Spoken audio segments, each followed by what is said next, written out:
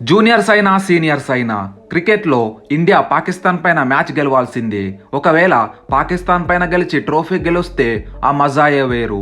2007 T20 world cup ఫైనల్లో పాకిస్తాన్ని ఓడించి మొదటి టీ20 ట్రోఫీ గెలిచిన టీమిండియా ఇప్పుడు అదే పాకిస్తాన్ పైన మళ్ళీ గెలిచి మొదటి ట్రోఫీ కొట్టింది. కానీ ఈసారి వరల్డ్ ఛాంపియన్షిప్ ఆఫ్ లెజెండ్స్ లీగ్లో ప్రజెంట్ టీమిండియా రోజులు నడుస్తున్నాయి. రీసెంట్గా జూన్ 29న ఇండియన్ మెన్స్ టీం టీ20 వరల్డ్ కప్ ట్రోఫీ గెలవగా ఇప్పుడు రిటైర్ అయిన players league world champions of legends trophy గెలిచింది.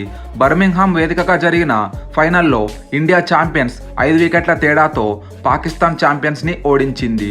మ్యాచ్ హైలైట్స్ విషయానికొస్తే టాస్ గెలిచి బ్యాటింగ్కి వచ్చిన పాకిస్తాన్ ఛాంపియన్స్కి ఇన్నింగ్స్ సెకండ్ ఓవర్లోనే షాక్ తగిలింది.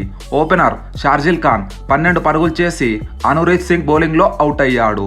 తర్వాత వచ్చిన షోయబ్ మక్సూద్తో కమ్రాన్ అక్మల్ చిన్న పార్ట్నర్షిప్ బిల్డ్ చేశారు.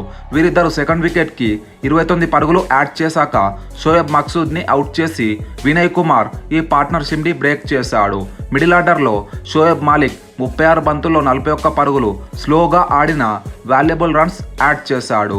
చివర్లో సోహెల్ తన్వీర్ 9 బంతుల్లో 2 4లు 1 6తో 19 పరుగులు చిన్న క్యామియో ఆడటంతో పాకిస్తాన్ ఛాంపియన్స్ నిర్ణీత 20 ఓవర్లలో 6 వికెట్లు కోల్పోయి 156 పరుగులు చేసింది.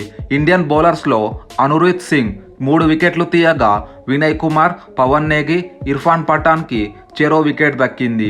157 రన్స్ టార్గెట్ చేజింగ్లో India champions openers Robin Uthappa, Ambati Rayudu fast start అందించారు.